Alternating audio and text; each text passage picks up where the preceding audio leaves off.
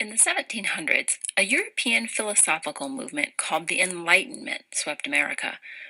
Also called the Age of Reason, this era laid the foundation for a scientific rather than religious worldview.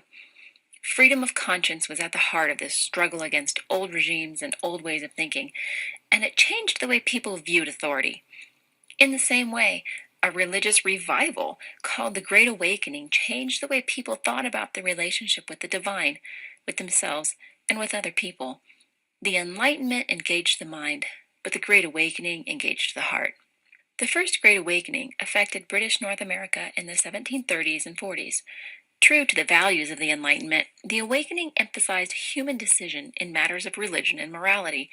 It respected each individual's feelings and emotions.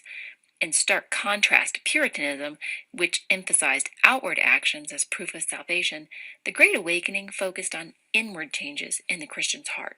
One effect of the Enlightenment had been reduced church membership and attendance. An evangelist named George Whitefield believed that people weren't going to church because, quote, dead men preached to them. Whitefield and others like him began to preach in a much more energetic way. They tried to get their listeners to have a personal, emotional response to their preaching. The goal was for hearers to look at their own souls, to be convicted about their moral failures, and then turn their hearts toward God.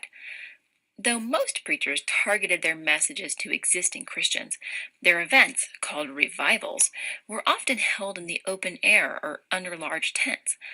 Thousands of people attended these revivals, which were full of drama and emotion and the unexpected, a distinct shift from the austerity of the Puritans and the ritual of the Church of England, called the Anglican Church in America.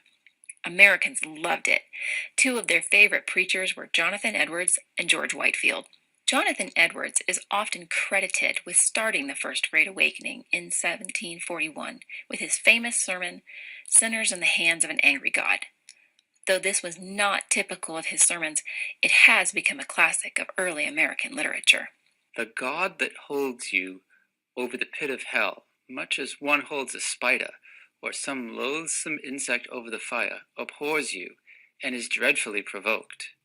George Whitefield belonged to the Anglican Church. The famously cross-eyed evangelist helped spread the awakening in England first and then in the colonies. Here is some of his advice to those who attended religious revivals. Come to hear them, not out of curiosity, but from a sincere desire to know and do your duty. To enter his house merely to have our ears entertained, and not our hearts reformed, must certainly be highly displeasing to the Most High God, as well as unprofitable to ourselves. Like Edwards, Whitefield taught that people needed to have changed, repentant hearts. His admonition that listeners think about how a sermon applies only to themselves was a jab at the Puritan tendency to watch each other for signs of evil. However, many of his sermons also underscored the futility of boring ritual as seen in the Anglican church he came from. Whitefield is credited with starting the practice of preaching in public, since the Church of England wouldn't give him a pulpit. One of the most famous or infamous traveling preachers in the First Great Awakening was James Davenport. Just as the Puritans had done, Davenport taught that people needed to avoid the influence of the devil in everyday life. He held public bonfires so his followers could burn the things that distracted or tempted them to pride. Non-religious books and luxury items commonly ended up in ashes. But one night, Davenport went too far in saying fancy clothes were luring people to vanity. Leading by example, he took off his pants and threw them in the fire. This demonstration turned off many of his followers. As with the Enlightenment, it's sometimes difficult for modern Americans to imagine life before the Great Awakening because the movement helped establish the way we view religion even today.